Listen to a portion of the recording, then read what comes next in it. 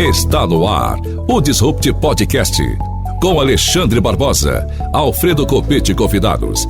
Informações acessíveis sobre inovação, tecnologia e direito em um formato dinâmico e simples. O Disrupt Podcast está no ar. Boa tarde, amigas, boa tarde, amigos. Olá, olá, tudo bem? Estamos aqui hoje para conversar no Disruptcast com o Marco Zanata, que vai falar sobre tecnologias para a gestão pública. Mas antes de cumprimentar o Marco, eu vou lamentar aqui a ausência do nosso querido professor Alfredo Copete no dia de hoje. Dia de chuva, dia difícil aí nas estradas, então deixamos o nosso querido professor Alfredo lá em Foz do Iguaçu. Mas Marco, seja bem-vindo, boa tarde. Boa tarde, um prazer grande estar aqui. E o tema que nós vamos conversar é sobre tecnologias para a gestão pública. Me fale um pouquinho, fale para os nossos ouvintes, para quem nos assiste também aí pelas redes, como que nós podemos pensar em tecnologias e que tipo de tecnologia você sugere para melhorar os fluxos de gestão pública? Perfeito. Então, os órgãos públicos, eles são organizações, né? Eles são organizações que têm um propósito muito importante dentro da nossa sociedade e tem de tudo, né? Assim como organizações como empresas, né? Então, tem processo, tem orçamento, tem tarefa, tem responsabilidade e tem pessoas trabalhando nessas organizações. E à medida que as coisas vão ficando mais complexas, a gente precisa de ferramentas para nos ajudar a trabalhar.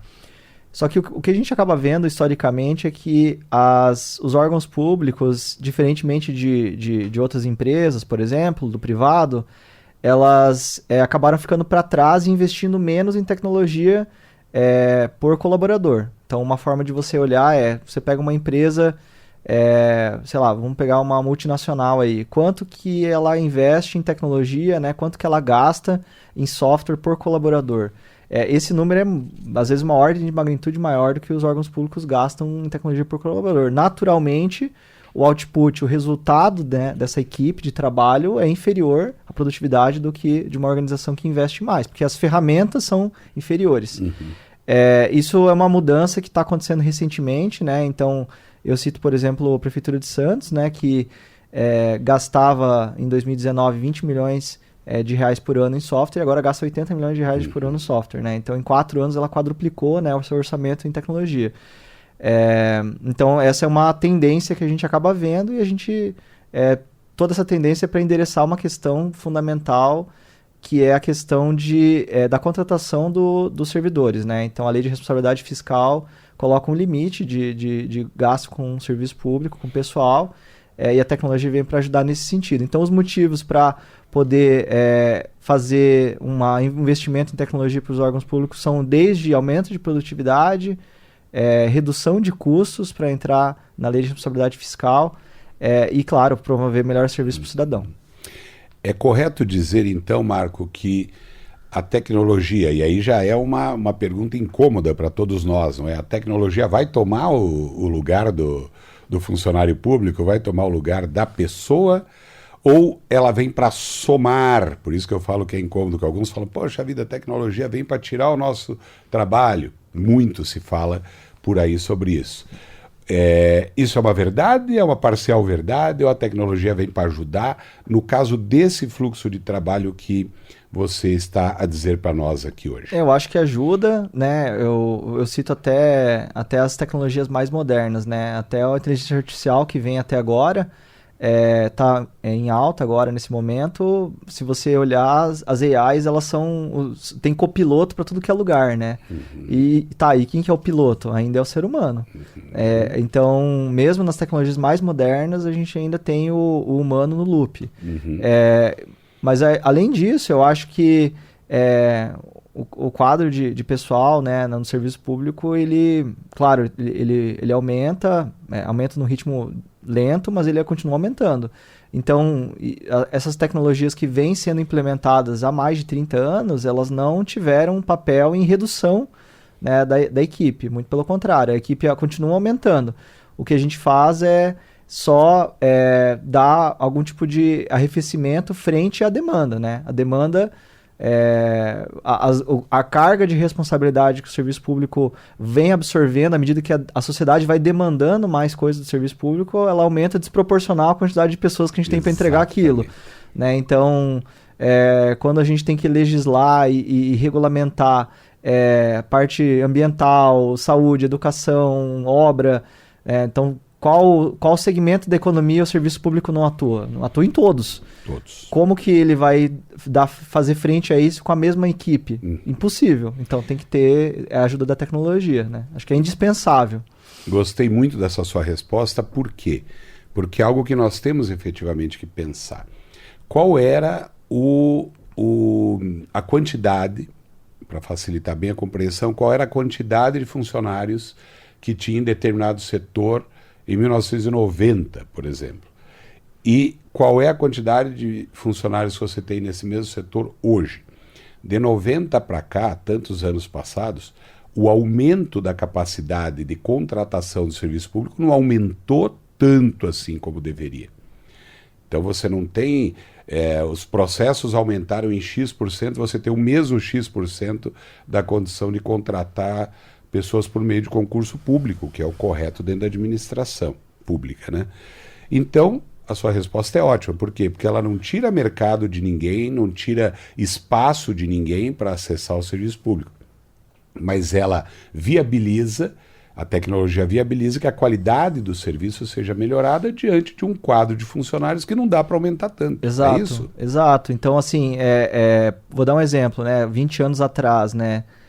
O serviço público, um exemplo municipal, olhava para a questão ambiental? Não tanto quanto hoje. Então é uma responsabilidade nova que a sociedade levou para a administração pública, mas assim, veio uma mudança lá, né, de lei de responsabilidade fiscal. Agora vocês podem contratar 10% a mais para absorver essa nova responsabilidade que a gente está imputando a vocês? Não veio. Não. Então assim, e é normal, sabe? A sociedade vai cada vez mais demandando novas coisas, e vai se tornando mais complexa, e o serviço público tem que ir se adaptando a essa realidade. Mas o orçamento não cresce à medida da responsabilidade que aumenta, não é proporcional. Exato. Então, essa conta precisa fechar em algum lugar. Como que ela fecha? A gente dando ferramentas melhores para as pessoas que estão lá. Então, é um pouco dessa conta que a gente faz. E se você efetivamente olhar para o tempo, olhar para as estruturas públicas, eu sou da estrutura pública, né? Eu trabalho no serviço público e eu percebo que eu tenho 28 anos dentro da Procuradoria do Estado. Em 28 anos, o nosso quadro de procuradores não diria dobrou-se tanto, só que o número de processos, ele 100 vezes... Exato. Foi aumentado. Então, não é na mesma proporção, nada. Não é na mesma proporção. Nada falar, dobrou em 28 anos, é pouco. Porque se você for pensar o tanto de novas demandas, como você falou, tinha uma série de processos que a gente não fazia, hoje faz. Né? Então, a tecnologia vem exatamente para isso, para poder ajudar e otimizar as frentes de trabalho. Né? Exato. E fala um pouquinho para a gente dessa tecnologia específica que você domina e que você estuda, trabalha e monta aí para ajudar o serviço público. Perfeito. Então, acho que um pouco da história da empresa, ela começou a partir de uma necessidade que eu tinha mesmo, né, como arquiteto de edificações, junto à minha prefeitura. Então, eu protocolava processos aí semanalmente, né, na prefeitura aqui de Cascavel, e o processo era físico, né? Mesmo que tinha lá um sistema de protocolo na época que gerava um protocolo online, aquela coisa toda, mas na prática eu tinha que ir lá tirar dúvida no balcão, o pessoal recebia pranchas, plantas ainda no papel, e eu entendia que do lado de lá do balcão a equipe poderia trabalhar melhor e mais, e tinha vontade de trabalhar melhor e mais. Isso eu acho que um outro mito aí que é do serviço público, né? Pessoal preguiçoso, aquela coisa toda. Muito pelo contrário, nunca encontrei isso em todas as 100 prefeituras que a gente atende hoje. O que eu encontro são dificuldades mesmo, tecnológicas e processuais. Encontrava do lado de lá uma equipe motivada e engajada para fazer diferente, e do lado de cá uma economia que precisava girar um pouco mais rápido, que sempre pode ir mais rápido, né? Claro. E aí eu tive a ideia de fazer, então vamos trocar o meio, né, do meio. Então se as duas partes estão engajadas e a fim de fazer, então o meio é o problema, o formato de comunicação entre essas duas partes. A gente fez um sistema de tramitação de processo eletrônico para a Secretaria de Licenciamento, de Edificações, e com o passar do tempo a gente foi vendo que esse sistema, à medida que a gente fosse desenvolvendo, claro, novas funcionalidades, fosse evoluindo, amadurecendo ele poderia ser replicado para outras secretarias até atender a prefeitura toda, né? E por que é tão importante um sistema de processo eletrônico, né? Porque tudo que um servidor faz é um ato administrativo.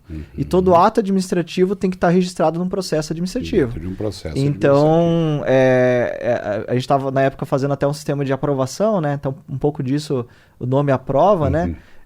Mas, na prática, a gente estava fazendo um sistema de processo eletrônico, de processo administrativo eletrônico. Então, eu acho que, de lá para cá, o que a gente veio aprendendo? Que o serviço público tem uma oportunidade única, porque muita coisa é binário, é lei, mas você pode... Não precisa interpretar a lei, ela é algo para direita ou para esquerda, ou A ou B, né? Então é fácil você parametrizar e colocar o sistema para tomar decisões sozinho. Isso é bem possível na maioria dos casos. E também as prefeituras hoje, por conta dos fornecedores que atendem o serviço público, ela não está nos melhores fornecedores. Então ainda tem um grande ganho de produtividade que a gente pode levar para esse segmento. Olha só que interessante. E para que também, né, Marco, fique claro para quem nos vê e nos ouve, a questão do processo, né, a ideia de processo. Processo o quê? Uma sequência de atos que você tem que fazer concatenados e tal, por meio de um procedimento. Procedimento assim. Antes nós tínhamos, tanto no judicial quanto no administrativo, os processos de papel. Então, tinha lá uma sequência, uma capa, era um livrão, né? Uma capa, a contracapa, e tinha lá o primeiro ato, e assim se desenvolvia. Perfeito. Hoje, tudo virtual. Hoje, tudo virtual digital. Tudo na rede, tudo no sistema. Tanto processo judicial quanto processo administrativo. Então, é esse o tema específico, ou seja, fazer esse processo funcionar, ele ser confiável, ele ter alguma automação para que possa ser mais ágil, é isso? Exato. Então, existe uma normativa federal chamada EARC, que é regido ali, que é produzido e mantido pelo CONARC, né, que é um conselho de gestão arquivística. E essa norma... Gestão o quê? Desculpa. Gestão arquivística. Arquivística. Gestão de arquivos. De arquivos Ótimo. mesmo. Dado que parte da responsabilidade do poder público é da transparência dos atos, a forma com que eu arquivo ela é muito importante. Não só como eu produzo, mas também como eu arquivo os documentos, que são a materialização dos atos administrativos, que é a materialização das decisões, né? Que esses servidores públicos tomaram. Então, mesmo que você coloque AI, mesmo que você coloque automação de processo, mesmo que você coloque integrações, então você tem a inovação de um lado, então você tem a fronteira da tecnologia, né? O que as melhores empresas do mundo estão fazendo para entregar essa produtividade, né? Fazer mais com o que tem. Tem um lado, e por outro lado você tem essa norma e outras normas também, como a LGPD, que garantem que você tenha uma confiabilidade, um compliance de tudo que é produzido, né, digitalmente. Então, daqui a 80 anos, o banco de dados com certeza não vai ter a tecnologia que tem hoje. Daqui a 80 anos, a gente não vai mais estar abrindo arquivo de áudio em MP3. Com certeza. A gente vai estar abrindo um outro formato que eu não conheço ainda. A gente vai estar abrindo arquivo em PDF? Não vai. Então, tudo isso que está sendo produzido eletronicamente, com AI, com automação, com integração que tem de mais moderno, também precisa respeitar alguns princípios tecnológicos que garantam ali uma preservação, uma guarda futura. Entendi. Tá? Então, por exemplo, uma lei publicada, né? A gente quer entender de onde que ela veio, como é que foi essa tramitação e tal. Dela, né? E quando você não está mais no físico você tem tudo o que aconteceu ali, as pessoas podem auditar isso no futuro, elas pegam na mão, tem todas as informações ali, mas no digital, né? Como é que a gente garante que não teve algum tipo de quebra da cadeia de confiança de tudo isso, né? Como é que a gente sabe que isso não foi adulterado? Então, é um pouco disso a ideia, né? De trabalhar com órgãos públicos. Por um lado, você tem a inovação te puxando, mas, por outro lado, você também tem que garantir essa conformidade que o órgão público exige.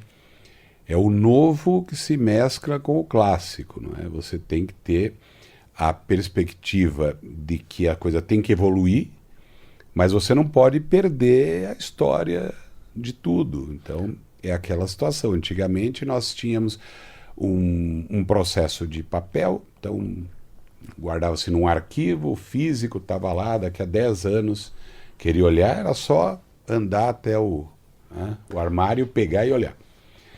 E eu lembro bem que quando os processos digitais judiciais começaram, muita gente falava, mas e se perde no meio do caminho, e se dá um vírus, e se isso, e se aquilo. Tudo é pensado a partir de sistemas também de segurança, de cuidados. E um dia alguém falou, porque o físico, ele era lá, estava lá, não perecia. Eu falei, tá, nós temos exemplos em Cascavel mesmo que o fórum pegou fogo e queimou os processos físicos que lá estavam. Então, os riscos, eles existem em todos os lugares. O risco do processo físico, pegar fogo, uma enchente, o que for. Olha o tanto de documento que se perdeu ou que se teve que recuperar lá no Rio Grande do Sul. Eu vi uma reportagem do pessoal da Universidade Federal do Rio Grande do Sul pegando no meio da lama documentos e limpando para tentar restabelecer ali a normalidade e arquivamento daqueles bens que são de extrema importância para a universidade. Na tecnologia, o risco também existe. Pode um dia dar uma hecatombe aí tecnológica que dê um problema. E aí, como é que a gente faz esse paralelo? Perfeito. Então, a vantagem, no físico também, mas no digital, a qualquer momento você tem as melhores práticas e você consegue demonstrar que a sua solução tecnológica segue essas melhores práticas, né?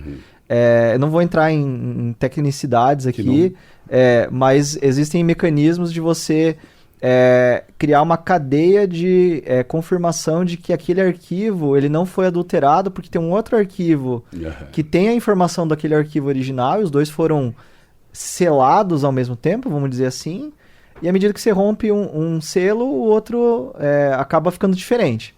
Então tem várias formas de você garantir e demonstrar que a tua solução garante com que uma pessoa mal intencionada dentro da tua organização não adulterou aquilo, né? Então, esse documento que foi produzido pelo fulano, na verdade foi produzido pelo ciclano. Sim. Né? Então, isso no meio digital é mais fácil do que no físico. Porque no físico tem, né? Substitui um papel, né? Mas assim, tem que entrar no prédio, né? Talvez não é tão simples quanto você só adulterar lá um dado num banco de dados, uma pessoa que trabalha na tua companhia. Mas se você tem os mecanismos de segurança, mesmo uma pessoa que trabalha na companhia, mesmo que uma pessoa que tenha acesso ao banco de dados, ela não vai conseguir fazer. E um hacker é a mesma coisa, né? O hacker tem as mesmas dificuldades. Então, isso tudo é bem fácil de demonstrar que você tem esses pontos. Infelizmente, no Brasil ainda não tem uma certificação disso, mas é algo que deve vir nos próximos anos também. E aí, falando um pouco de cenário de prefeitura, um movimento que está acontecendo agora é assim, dado essa grande complexidade que a sociedade vai demandando e os órgãos de controle também vão demandando, então tanto o servidor público e a organização como as ferramentas de tecnologia, as empresas que fornecem para o serviço público, elas são puxadas dos dois lados, né? Então a sociedade demanda de um lado e os órgãos de controle puxam de outro. Claro. Né, como você falou, do futuro e do passado, ou da tradição, do clássico, né? E aí eu acho que um ponto interessante é que, dado esse puxão que é dado, as empresas e os fornecedores estão vendo que elas não vão conseguir fazer o escopo tão grande quanto elas faziam antigamente. Então a gente já está vendo fornecedores que estão reduzindo o seu escopo de atuação, né? Então tem fornecedores aí que faziam contabilidade, frota, patrimônio, tributário, processo eletrônico, faziam um sistema de georreferenciamento, tudo para a prefeitura. Faziam assim, vou fazer aqui, vou desenvolver tudo dentro de casa. Um pacotão aqui. Vou fazer um pacotão, vou ter aqui dos meus 200 desenvolvedores e vamos lá, vou fazer tudo. Vou atender a prefeitura inteira. E o que a gente está vendo é que agora esse pacotão de 10 soluções, cara, essas 10 soluções são bem grandes. Sim, tá? Sem dúvida. E aí não dá para fazer. Não dá. Então a gente está vendo no mercado de governo, de tecnologia para governo, a gente está vendo uma nova era assim, que está surgindo, mais fornecedores. Então os fornecedores estão se especializando, estão se nichando. Esse é um movimento que você vê no privado também, chamado unbundling. Então você pega um bundle de soluções, um cesto, e você desempacota isso, e aí você tem várias empresas que focam naquilo. E a gente está vendo isso mesmo no governo. É um movimento bem saudável, de interoperabilidade de vários fornecedores, e cada um fazendo o que sabe fazer melhor. Porque em todos os setores, eu tenho a impressão, a especialização ela vai se fazendo necessária com o passar do tempo, né?